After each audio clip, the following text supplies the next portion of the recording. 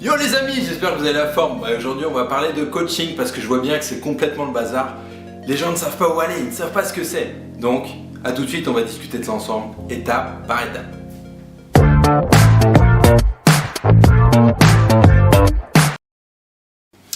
Bon, alors, parlons coaching. On va commencer par le côté historique. Je sais, c'est le côté qui peut être un peu relou, mais c'est important d'en parler.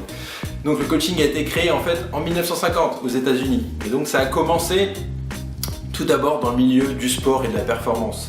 Petit à petit, c'est rentré dans le monde de l'entreprise parce qu'il y avait des gens qui voulaient aussi performer, des organisations qui voulaient performer. Et seulement plus tard, c'est arrivé dans le domaine privé, donc ce qu'on appelle aujourd'hui coaching de vie, life coaching. Donc 1950 aux États-Unis. Ensuite, c'est venu seulement que plus tard en Europe, dans les années 80-90, on a toujours un train de retard, et encore plus en France où, par rapport au reste de l'Europe, des fois on a encore un peu de retard. Donc ça c'est pour la partie historique. Ce qu'il faut savoir aussi, c'est qu'en fait le coaching, quand on creuse un petit peu plus, on se rend compte qu'en fait ça remonte à bien plus longtemps que ça. Et qu'en fait à travers des courants philosophiques, éducatifs, spirituels et religieux, ça peut remonter à l'époque d'Épicure et Socrate en fait. Et on voyait déjà qu'à cette époque-là, ces personnes-là, à travers ce qu'ils partageaient, c'était une forme d'accompagnement pour développer son potentiel et aller chercher des choses plus grandes que nous, enfin aller chercher un objectif. Donc ça c'est pour la partie historique. Alors on va aussi parler de la partie où se positionne finalement le coaching. Le coaching il se positionne au croisement entre la psychologie, la sociologie et également tout ce qui est la connaissance et la stratégie au niveau des organisations. Donc il vient se mettre là en point, c'est pour ça qu'il est très ancré dans la partie professionnelle et en fait c'est un coaching systémique, c'est-à-dire qu'on prend la globalité, on prend tout le système, pas uniquement l'individu. L'individu ou le groupe, parce que ça peut se faire de façon individuelle ou de façon groupée.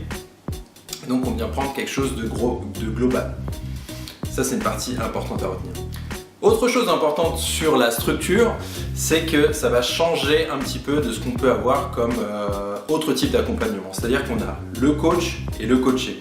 Et en fait, on est dans une structure vraiment horizontale. Les deux personnes vont avancer main dans la main, côte à côte.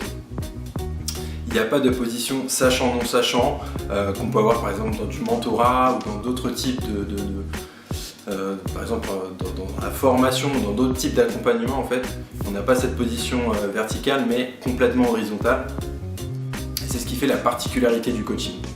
Alors le point super important qu'il faut retenir pour réaliser un bon processus de coaching, un bon coaching, c'est vraiment la qualité de l'échange qu'il va y avoir entre le coach et le coaché.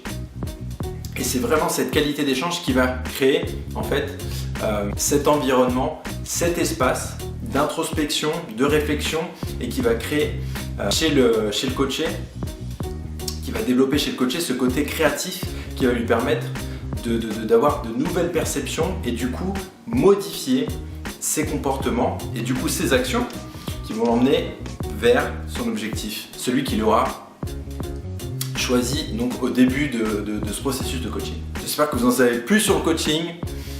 Lâchez un gros pouce bleu si vous avez aimé, vous avez appris des choses.